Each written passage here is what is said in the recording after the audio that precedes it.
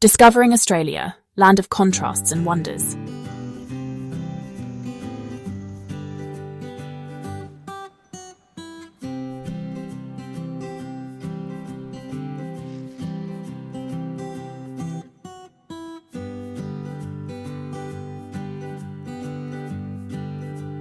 G'day everyone, and welcome to our first episode, Discovering Australia. As promised, we're going to pick some words from our special bowl, just like a lucky dip. Let's see what surprises are in store when we pull out a plant, an animal, a yarn from our story bowl, a few jokes, and a truly Aussie recipe. Today's winners are, first up, the story of 3 girls and the rabbit-proof fence. Next, the fascinating pufferfish. Then, the beautiful Wattle. And finally, some yummy golden syrup dumplings.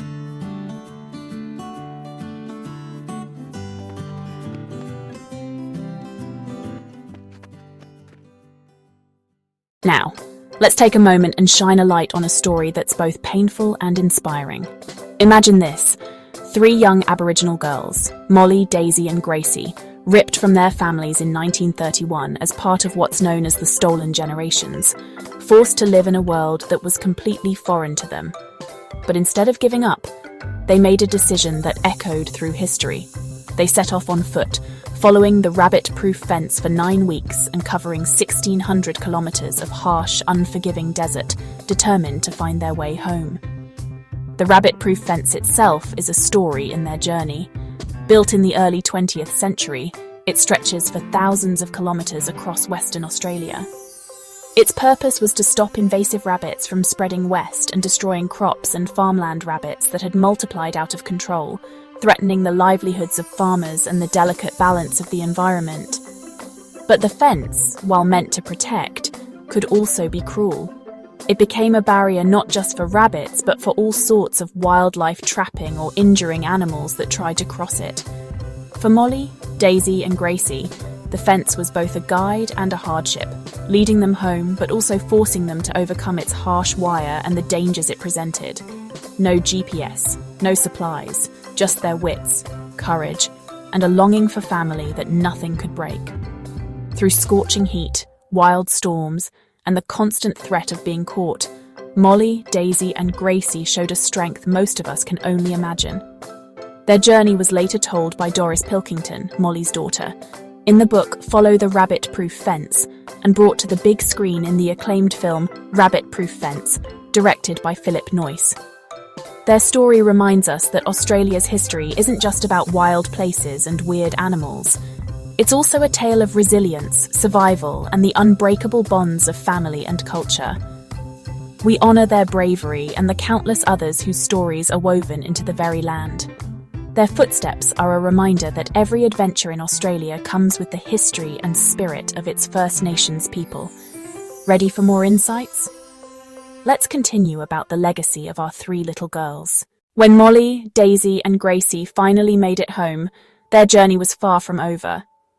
Imagine the relief and happiness of being reunited with family, but also the scars that stayed with them, memories of being separated, the fear, and a childhood that was cut short. Their return wasn't just a welcome home. It was a quiet act of defiance, a message to the world that family and cultural ties couldn't be broken. But life after that journey brought new challenges. For Molly and Daisy, home was a place of love, but also uncertainty. Government policies still threatened to separate families. Molly was taken again, years later, forced to leave her own daughter, Doris. The cycle of removal and loss continued, leaving emotional wounds that echoed through generations. Yet from these hardships, an incredible strength emerged. The girls' escape story became a symbol, a beacon of hope for everyone who suffered under the Stolen Generations policies. Their bravery inspired conversations across the country, forcing Australia to face its past. Thanks to Doris Pilkington's book and the film that followed, the voices of the Stolen Generations reached new audiences, sparking empathy, understanding, and calls for justice.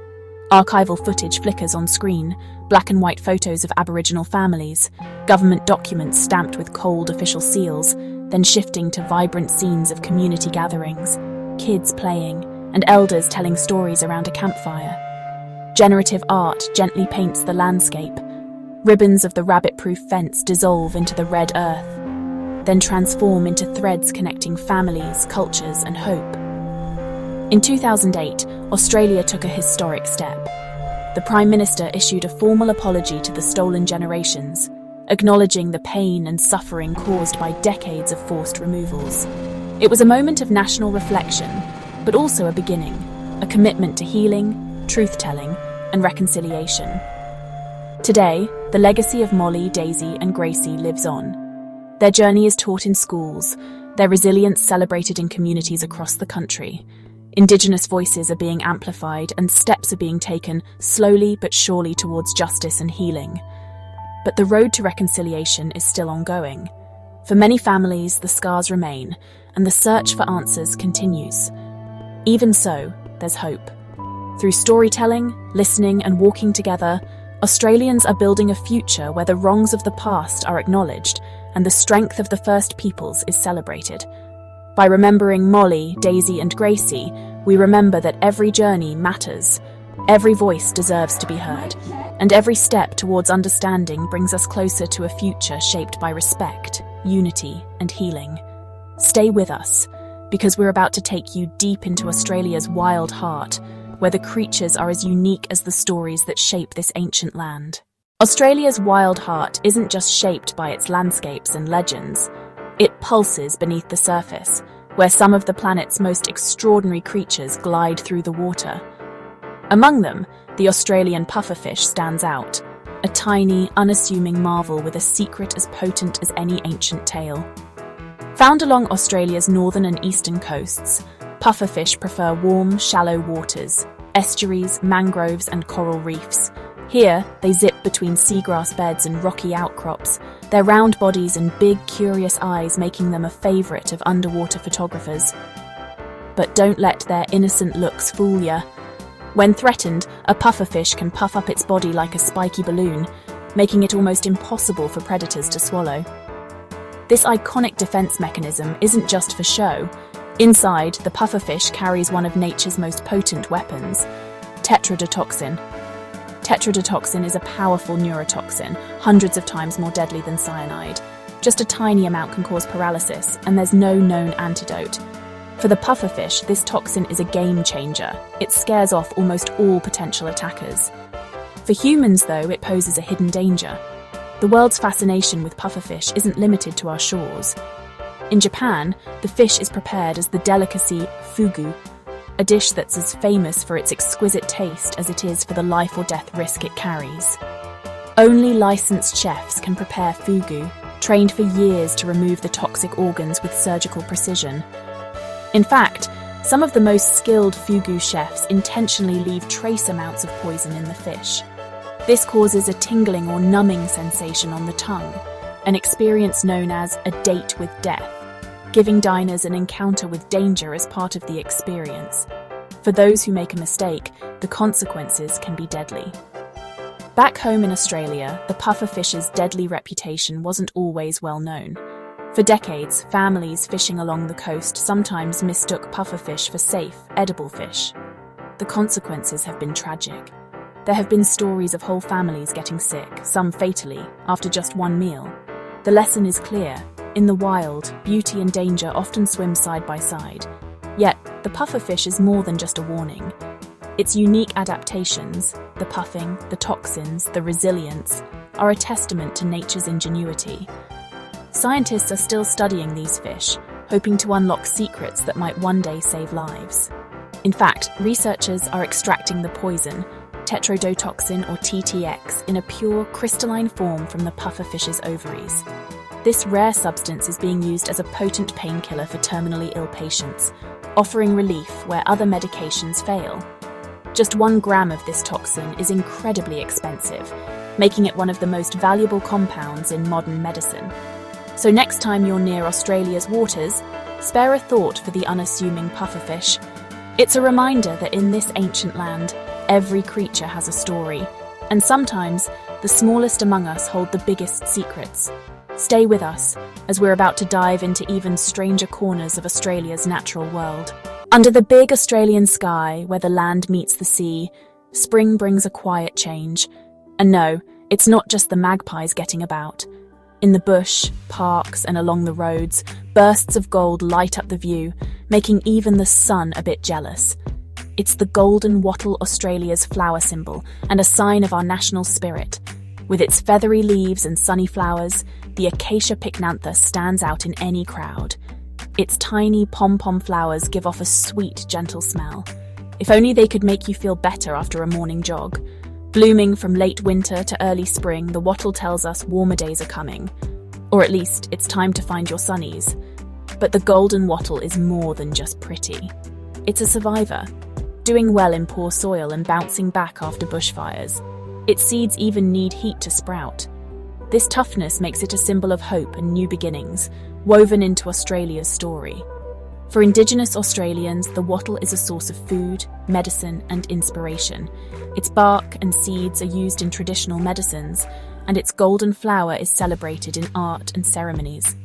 As Australia grew, the wattle became a symbol that brings us together, seen everywhere, connecting people all over the country. On September 1st, Australians celebrate National Wattle Day. From city schools to outback towns, people wear yellow, plant wattles, and think about toughness, togetherness, and new beginnings. In good times and sad times, the gold of the wattle is worn as a tribute to the Aussie spirit. You'll see it on the coat of arms, Olympic outfits, stamps, and medals. The wattle reminds us, in a land of differences, our shared stories and strength bring us together. In its flowers, there's a nation's story, a nation that lasts, adapts, and shines brightest when united. Stick with us as our journey through Australia continues, finding the amazing in the everyday. You know, they say in Australia even kangaroos have a better sense of direction than most GPS systems, unless you're Russell Crowe, who once got lost in his own backyard and blamed it on an emu. And have you heard about Steve Irwin trying to cook a pavlova? The meringue put up more of a fight than a saltwater crocodile. Welcome to the outback, where the humour is as dry as the desert, and my cooking skills are, well, let's just say, a bit unpredictable. Today we're making golden syrup dumplings, unless something goes wrong, which is highly likely. You'll need 2 cups of self-raising flour, a 1/4 cup of sugar, 3/4 of a cup of milk, and 1 cup of golden syrup. Or, if you're me, you'll accidentally grab maple syrup and only realise when it's too late. First, mix the flour and sugar in a bowl. Easy, right? Unless you spill half the flour on the floor, which I did. Then add the milk and mix until you get a dough. Or in my case, a sticky mess that clings to the spoon like a koala to a eucalyptus tree. Now bring your golden syrup to a boil. Oh dear, I used maple syrup. Suddenly the kitchen fills with so much smoke, I expect the fire alarm to start cheering me on. I dropped in the dough balls, and there was more smoke than a bushfire. Sorry, the plate's a bit stained, but I still need to find the right tool to get my dumplings off the plate. I panic and call my daughter for help. She laughs and says, "Mum, using maple syrup in Australian dumplings is like adding Vegemite to Polish pierogi." Thanks, kiddo. The dumplings are a bit burnt on the bottom, but nothing a little chocolate sauce can't hide. I serve them with strawberry ice cream and blueberries, and everyone laughs. Because in Australia, even our desserts have a sense of humour. Enjoy, and remember, if it's not perfect, just add more ice cream. May your days be golden and fluffy like perfect dumplings drenched in golden syrup. Oh, and I almost forgot. Hold off on making these dumplings just yet. I need to ask my daughter to make them again, and I'll share the recipe in one of my upcoming short videos. Until next time.